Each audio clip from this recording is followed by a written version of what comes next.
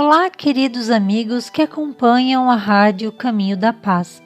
Sou Adriana e estou muito feliz de estar aqui com vocês para mais um programa Leituras que Iluminam.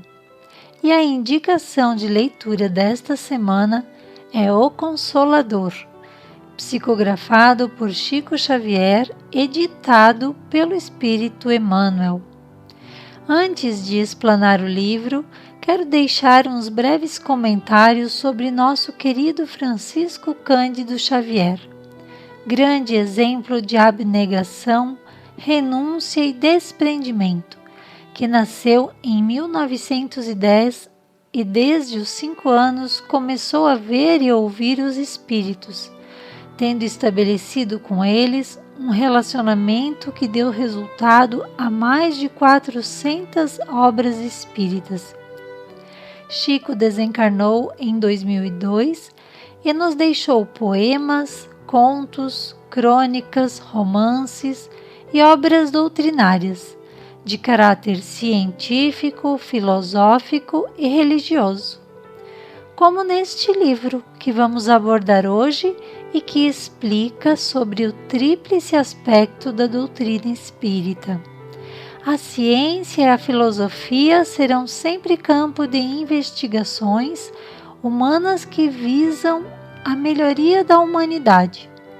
E no campo religioso, restaurando o Evangelho de Jesus Cristo, promovendo a renovação do ser humano. Os assuntos da obra O Consolador vão desde as diversas ciências, a necessidade da iluminação interior, a dor no processo de evolução, desenvolvimento da mediunidade, até a compreensão do Espiritismo como consolador prometido por Jesus. É um livro muito indicado para o estudo aprofundado da doutrina espírita, que pode ser lido sequencialmente ou ao acaso. Mas como será que surgiu a ideia deste livro? Numa das reuniões mediúnicas em Pedro Leopoldo, no grupo espírita Luiz Gonzaga, um espírito amigo sugeriu que o grupo fizesse perguntas para o mentor do Chico, que é Emmanuel, para enriquecer assim os seus conhecimentos. E o grupo assim o fez. Iniciaram em 1939 e o livro foi publicado em 1940 pela FEB. Emmanuel selecionou as questões, deu a elas uma ordem organizando o livro, que tem uma proposta bem pedagógica, com 411 perguntas e respostas.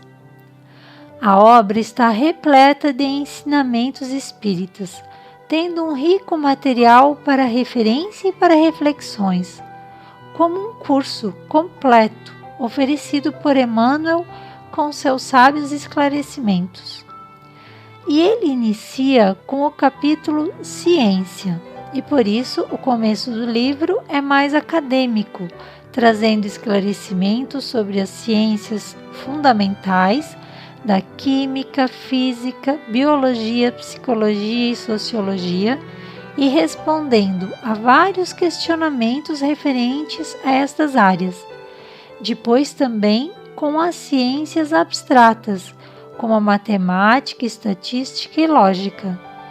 Nas ciências especializadas como astronomia, meteorologia, botânica e zoologia, ele, Emmanuel, nos traz esclarecimentos sobre a grandeza do plano espiritual com respostas e questionamentos, como na questão 71. Qual é a posição da Terra em relação aos outros mundos? Ou na questão 76, poderão os fenômenos da meteorologia ser controlados mais tarde pelos homens? Ou ainda na questão 79, como interpretar nosso parentesco com os animais? Aprendemos, dentre outras coisas, nesta questão, que tudo evolui gradativamente, explicando quando aprendemos a ter a atração, as sensações, os instintos e a razão. Mas vamos seguir para as ciências combinadas, entre elas história, geologia, que estuda a estrutura da Terra, e geografia. E nessa parte nos faz pensar: será que a história contada no mundo espiritual é da mesma forma contada aqui na Terra? Ele nos diz que a história é a mesma, porém a forma de olhar para o acontecimento é bem diferente. E diz mais: muitas vezes os heróis nos livros da Terra são entidades misérrimas na esfera espiritual. E muitas vezes espíritos já bem evoluídos não são nem lembrados nem conhecidos por muitos na Terra. E logo recordei de Alcione, espírito de alta envergadura da obra Renúncia. Até já fiz resenha aqui no programa deste romance, que não teríamos sabido dela se não fosse o livro do Chico com Emmanuel. Bem, nas ciências aplicadas como a agricultura, engenharia, medicina, educação e economia, todas as perguntas são de muita importância, mas eu vou dando somente algumas pinceladas, pois o livro tem muita informação, muitas elucidações, então escolhi a questão 94 sobre medicina, que vou ler para vocês na íntegra. Como é considerada nos planos espirituais a medicina terrena? A medicina humana, compreendida e aplicada dentro das suas finalidades superiores, constitui uma nobre missão espiritual. O médico honesto e sincero, amigo da verdade e dedicado ao bem, é um apóstolo da providência divina, da qual recebe a precisa assistência e inspiração, sejam quais forem os princípios religiosos por ele esposados na vida. Para refletir bastante, não é? Já terminando o capítulo da ciência, é interessante mencionar as perguntas sobre as enfermidades, suas origens e os processos de cura. Traz assuntos como o passe e a água fluidificada também. Agora, o segundo capítulo, Filosofia, vai tratar sobre a vida, a morte, sobre nossa alimentação, sobre a arte. Será que existe o dom? Será que Deus dá privilégios somente a alguns? Também vai falar sobre a amizade, família, matrimônio, sobre sentimentos de cólera, ciúme. Como será que o nosso mentor espiritual encara as nossas queixas? Por onde podemos começar o trabalho de iluminação da nossa própria alma? Uma das coisas que mais ouvimos nesta época que estamos vivendo é sobre a transição de um mundo de provas e expiações para um mundo de regeneração, não é? Mas qual a diferença de provação e expiação?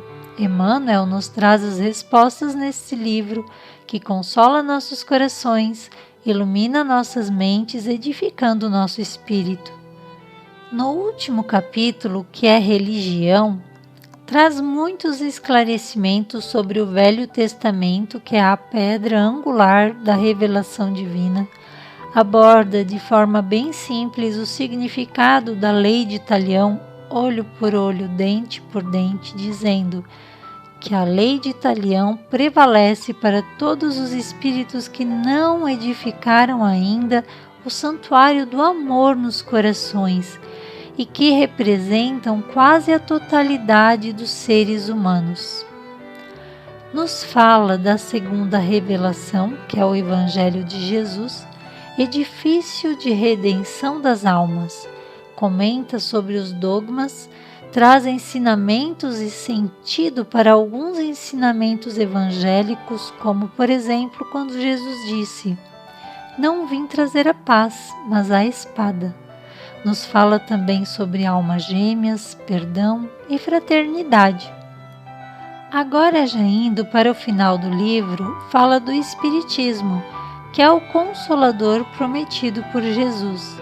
restabelecendo a verdade e levantando o véu que cobre os ensinamentos de Jesus, revelando a verdadeira luz pelos atos e ensinamentos cristãos. Destaca a importância da fé raciocinada e fala sobre a mediunidade e seu desenvolvimento. Traz também algumas perguntas curiosas, como por exemplo: os animais possuem mediunidade? O assunto da obsessão, que é uma ação constante de um espírito sobre outro, também é tratado em algumas das questões. Adverte os estudiosos que não desejam a autoevangelização e, ao tratar da mediunidade como apostolado, nos faz vibrar positivamente, valorizando nossa fé, mostrando que toda vitória neste campo é a que nasce do entendimento e da aplicação com Jesus Cristo no trabalho e no sacrifício do coração. Recomendo não somente a leitura, mas também o estudo e a reflexão em torno destas questões tão bem respondidas por Emmanuel, que é um dos maiores divulgadores do pensamento e dos conceitos do Espiritismo. E hoje eu trouxe para encerrar o programa 2 estrofes do poema Na Oficina do Evangelho de Casimiro Cunha. Na oficina do Evangelho, no apostolado cristão, tudo é trabalho divino à luz da renovação. Quem se dedica a Jesus, de alma firme e decidida, nele encontra cada hora caminho, verdade e vida. Até o nosso próximo encontro e que a paz de Deus ilumine a todos nós.